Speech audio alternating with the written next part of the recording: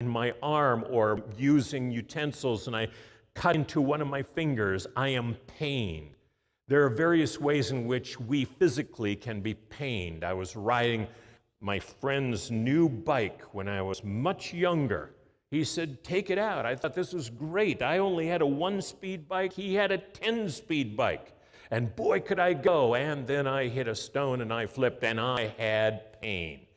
There is still a place on this knee which does not have sensations due to the great pain that I was caused that day when I scraped my knee across a gravel road. We know the pain that can be caused. A second level of pain is emotional pain. The pain sometimes of empathy or compassion. I felt pain as I watched the struggles in Afghanistan.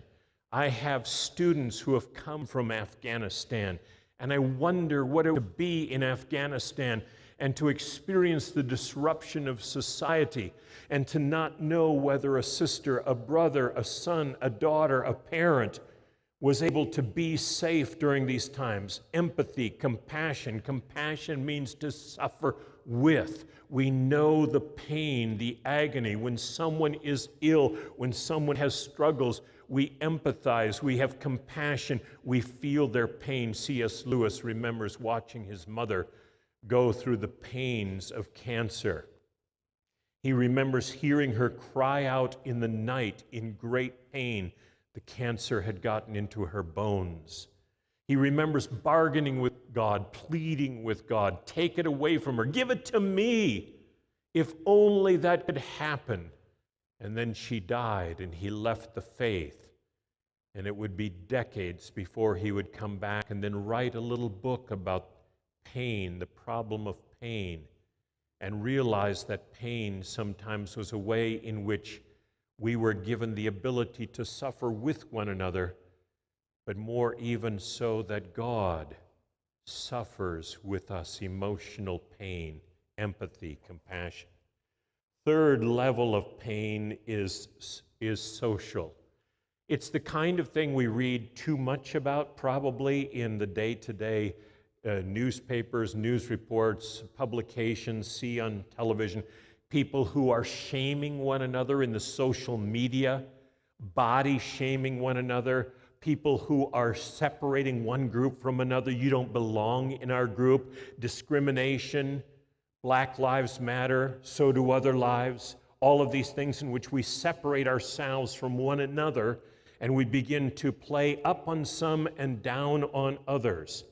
That kind of social pain when we are either identified in the in-group or the out-group, the privileged or the non-privileged, and people get shoved around and shamed. Those are painful things, especially for those who are not in the groups of power. There's also psychological pain. And psychological pain has to do with the demoralization even of our substance. Lewis Smedes, in one of his books, write about a book actually called Shame and Grace, talks about a family in Michigan where a husband and wife had a close relationship, raised their family. They made a decision that she would not enter the workforce during the time that the children were in the home. He was in an occupation, a job. They would decide that she would be a stay-at-home mom. So for about 2 decades, they went through this process where she was looking after the children, and it took a toll on who she was. And just at the point where their youngest child was a senior in high school, she was looking forward to kind of a renewal of their relationship, maybe more travels together and more things that they would do together. And then it happened. His brother and sister-in-law were involved in a fatal car accident. Both of them died, and they had 3 young children. And as a brother, he felt the obligation to take into his home his nephews and nieces. And she agreed, and the cycle started all over again. And some 15 years later,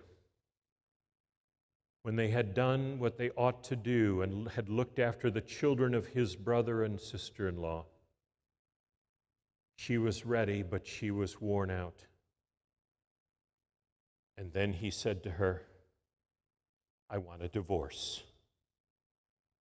You're not much of a helper to me. You don't seem to have the energy to do what I want to do. My secretary always cares about me. You don't seem to have the time for me. And after this long period of her giving and giving and giving of herself to him and to her family and to his brother's children, he divorced her, maintained his place in the community, and she was left. He took pains to provide for her physical needs, giving her, of course, some substance, some money. But she was shattered. She was shattered. She was psychologically beaten down. How could he do this? And who was she any longer at this point in her life? The highest level of pain, say the psychologists, level 5 is that of meaning, where the meaning of life itself crumbles under us. Simon Wiesenthal wrote a great book about that. Simon Wiesenthal was born to Jewish parents, lived through the times of the Second World War.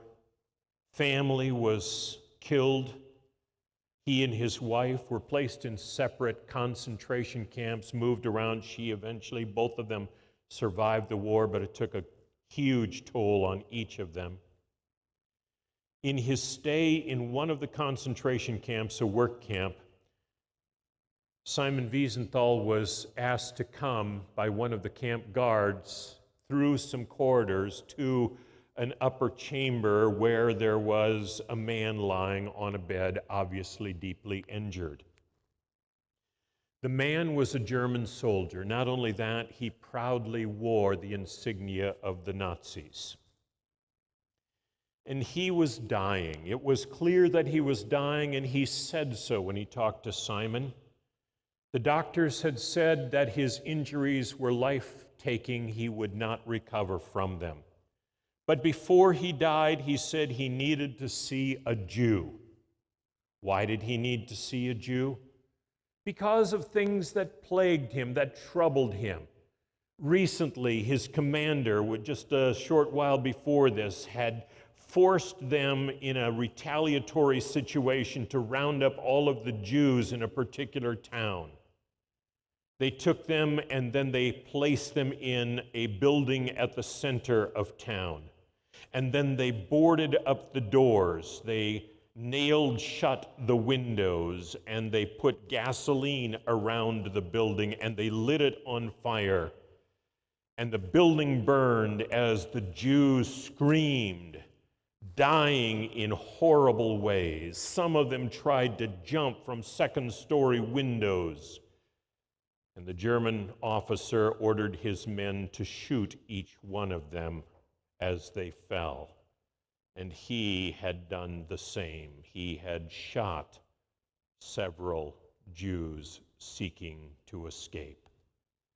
And now he was on his deathbed. And he needed, before he went wherever you go when you die, to find resolution for the conflicts in his own soul.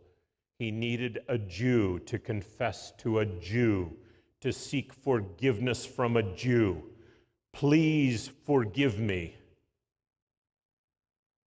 Karl Seidel was the name of the officer. And Simon Wiesenthal turned and left the room without giving his forgiveness to the man. He was deeply offended by what the man had done. He was deeply offended by all that Nazi Germany stood for. He was deeply troubled by the ease with which this horrible creature in his mind could simply ask for forgiveness. Can you do that? He chose in that instant not to. The next morning, those who were in charge came to him and told him that Carl Seidel had left him, had died overnight, and had left him all of his worldly goods. I don't want them, said Simon Wiesenthal. And so they went to the man's mother. Later on, she wanted to talk with Simon after the war because she knew that he was the last person that her son had talked to. But Simon would not go to see her, wanted nothing to do with her. And it continued to trouble Simon so that he wrote a book called The Sunflower, in which he outlined this strange conversation, this strange thing, and then he sent it to ethics professors and theologians and pastors and rabbis all over the world. More than 50 have responded, and the book The Sunflower includes those things that others have written. And it troubles him because it shattered his understanding of how we as humans can treat one another and what we can expect of one another. It just shook the ground under him. That's the highest level of pain, isn't it? When we can't trust one another, when we don't know even where our moorings are anymore. And that's the kind of thing that James is talking about. We blithely walk through life, romp through life, stumble through life, chatter through life. Do we know who we are and what we're about? What is it that we stand for? Who are we and what will we do? Some time ago, James Patterson, who's written all of those many fluffy murder mystery novels, you see shelves and shelves of them in the bookstores. He and Peter Kim, whom he's worked with at other times, they did research and they hired a firm which would do this kind of research all across the United States. The title of the book they produced was The Day America Told the Truth. And they revealed what they found out about you and me in this investigation. One of the elements of the inquiry and the questions that they put to people is, if someone were to give you $10 million, what would you do in order to get that?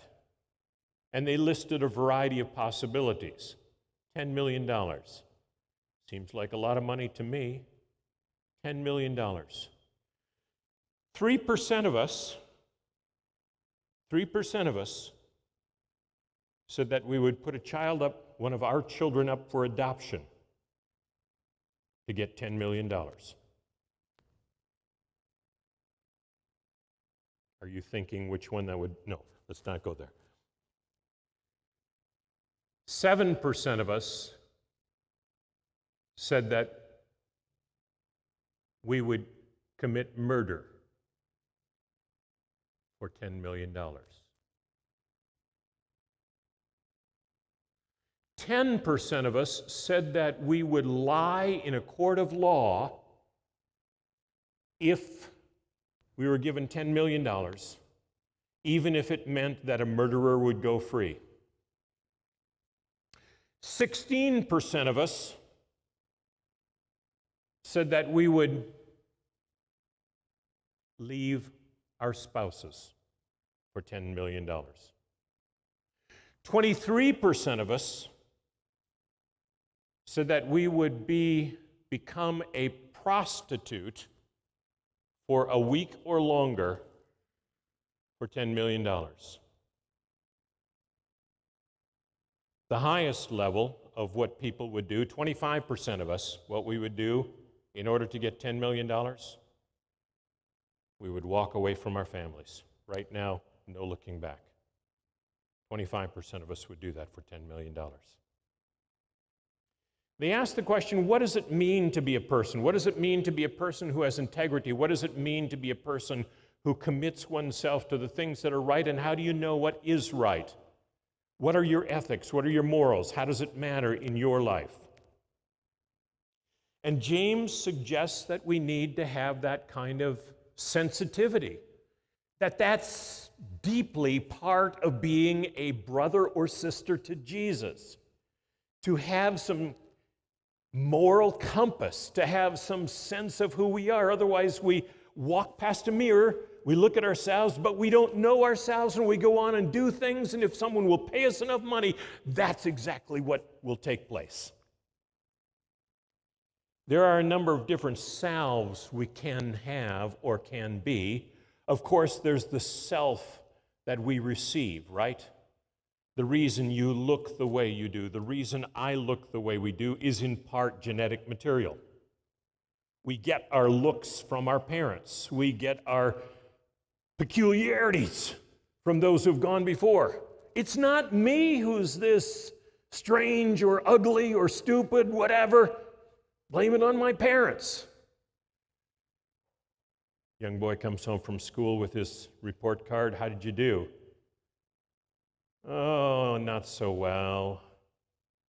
I think I'm going to join the Navy. Why? Well, it's all below sea level. And why is that? I can't figure that out. Either it's heredity or environment. Right. It's all your fault. Well, some of it is, and we receive from others the persons that we are. And we can, for a while at least, blame our parents or blame our environment or blame something else. But eventually we have to kind of take responsibility for ourselves, and that's when we have the second person, the second character, the second sense. And that's the sense, that self that we make, right? Not just what we have received. Can it be that we would be like an onion and peel back the layers of what others dumped on us and we find that there's nothing at the center? No, we're going to be something there. And so we make ourselves, we find a trade, we get an education, we marry someone, we have a family, we establish ourselves in a community, we do something that matters, and we become that person. Great play by a guy named N. Graham Nash decades ago. It's been made into movies several times over. It's called The Rainmaker. And it's a story about a Western family living in cattle country where there are few and far between places, neighbors, and other folks. The problem in this case is not so much the family. It's a good, stalwart, upright family. It's the Curry family. A father and 3 children, 2 sons and a younger daughter. Mother has died some years ago. What the men are left to do is to receive from Lizzie. She steps into that matron role and takes over the cooking and the cleaning and all of that like her mother used to do.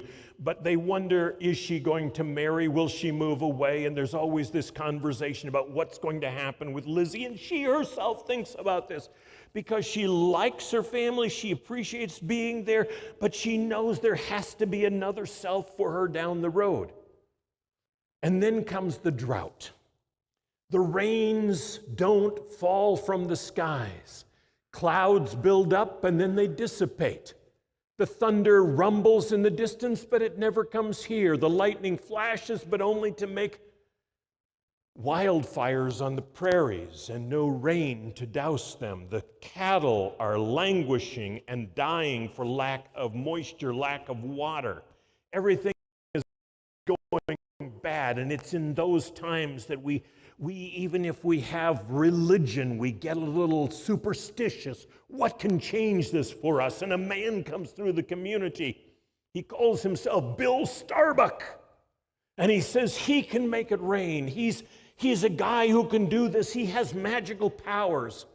And they'll latch onto anything. And he manages to get father and the 2 brothers to do silly and stupid things. He gets the older brother to beat on a drum like the sound of thunder. Well, he gets dad to paint this huge white arrow away from the farmhouse to direct the lightning that's sure to come away from the farmhouse. And he gets the younger son to tie together the back legs of the family horse so it can't run when the storms come. Meanwhile, he talks in the night to Lizzie. He's kind of attracted to her. He's a huckster. He's a charlatan. And she says to him, Starbuck, Starbuck, that's not your real name, is? Oh, yes, that's my real name. Starbuck, what kind of name is that? You can't have been born a Starbuck. Oh, he says, I wasn't born a Starbuck. I was born a smith, but who wants to be a smith? I want to be someone who has the whole of the sky in it. That's why I'm Bill Starbuck. The name we choose, the self we create, the persons we become. See what I've done. See what I've built. See what I can do. I'm better than you are because these are the things I've accumulated. The self we create. And then, this is where James is leading us. There comes a time when none of that really matters. When who we were from the past or what we've done with our lives doesn't make any difference at all. And then, what self will you have? And that's where James does a really quick trick on us. He says, a man looks in the mirror, he sees himself, and he walks away and he forgets himself. Then he says, but those who look in the mirror of the law. Now, what is the law? Remember, he's a Jew. The law for James is the entire Word of God, the counsel of God, the operator's manual from the Creator himself, the stuff that matters, how we are intended to be. Remember that we were made in the image of God. So who can we be as children of God? And that's where it comes home. The person who has worth and security is not necessarily the person with high family credentials or this wonderful privileged family past. The person who has a rich sense of self is not necessarily the person who has achieved all things by the work of my hands. But the person who has significance for time and for eternity, is the person who looks after the widow and the orphan, says James.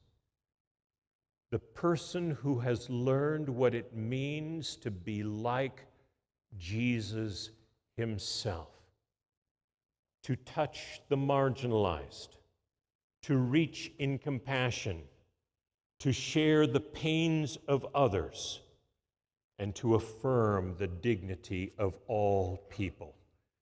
This is the mirror that helps us find our truest selves. Years ago, Fred and Nettie Craddock were traveling through eastern Tennessee, Great Smoky Mountains, decided to pause in their road trip to get an evening meal, restaurant out in the hills called the Black Bear Inn.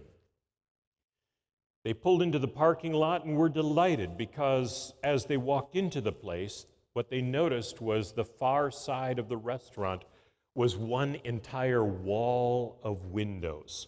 They had the ability to look out into the valleys and to the hills and the mountains beyond to see the wildlife. They thought maybe a black bear would show up because it was the Black Bear Inn. They got a table close to the window and they were enjoying the food and they were enjoying their conversation and they were enjoying the scenery when it was all interrupted by a man, a tall man with a shock of white hair, wavy white hair on his head, coming over to them and in a very loud voice speaking to them. They just wanted quiet and silence. Well, who are you? What are you doing here? Fred thought since he was a preacher and a teacher of preachers, he could get the man to be quiet just by telling him that. That's what often happens. Who wants to talk to a preacher anyway? So he said to him, well, I teach preachers. Oh, he said, wow, that's great. And then he proceeded to tell them a story. He said, I was born back in these hills and I was shamed. Nobody knew who my daddy was. We lived in a small town, my mother and I, and when we saw people on the streets, we would go to the other side because she was so ashamed of what had happened in her life, and people were always questioning, who's the father? Who's the father? Who's the father? I remember going to school, and I would go outside when it was time for lunch, and I would sit behind a tree and have my little sandwich by myself, not wanting to be with the other kids. They constantly tease me. They say, we know who you are. We know who your daddy is. You're that kind of person. I was shamed, and my mom was shamed. When I was 8 years old, he said, a new preacher came to town. One church, one preacher. And the man fascinated me and scared me. I heard about him, and I had to go there. My mom and I, we never went to church because she was shamed with all that had taken place in her life. But I would sneak in after they started the service, and I would sit in the back. And I loved what the man said. He thundered from the pulpit, and he spoke things, and I was just entranced by his words. But I would always sneak out right away afterwards, make sure I didn't get caught up by the crowds. One Sunday that didn't happen, though. He said the women decided that they were going to form a choir. And by the end of the service, they had already formed in a row in the aisle behind me, and I couldn't get out. And so there I was, trapped with all these people behind me. And suddenly the worst thing that could have happened to me. Somebody came up behind me and clamped his hand on my shoulder and turned me around, and it was that preacher. And in his big booming voice, he said, hey, son, let me see, who are you? Who's your daddy? Well, nothing worse than that could have happened to me. He said, who's your daddy? And I couldn't think of what to say. I knew my face was red. Who's your daddy? Come on, let me see your face now. Ah, he said, I know who you are. I know who your daddy is. He said, I can see the family resemblance. He said, you're a son of God, aren't you? And he swatted my back end, and he sent me out, and he yelled after me, now go claim your inheritance. And the man got up from the table and walked away. And Nettie said to Fred, who was that? And Fred said, Ben Hooper?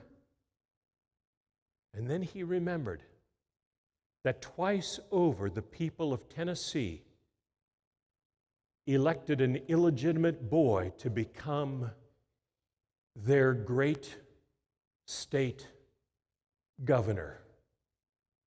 He had found his truest self. The preacher had showed him the mirror, and he looked in it, and he found out who he was, and it changed his life. Who are you? What mirror are you looking in? Do you know who you are? Do you know whose you are? Pray with me. Thank you, Jesus, for giving us a place in the family, for allowing to be God, our Father, as our truest Father, and allowing us to see ourselves in the light of the law, that we may live as honored and respected sons and daughters of the Almighty. Help us to live in such a way through the pains of life and in the social communities in which we operate. Give us the grace for the living of these days that we might be and become our truest God-given selves. In your name we ask it. Amen. Stand with me to receive God's blessing. As you go into the week ahead, know that your God goes with you and that you are daughters and sons of the Almighty. The Lord bless you and keep you. The Lord make his face shine on you and be gracious to you. The Lord smile on you and give you his peace. And all God's people say, amen.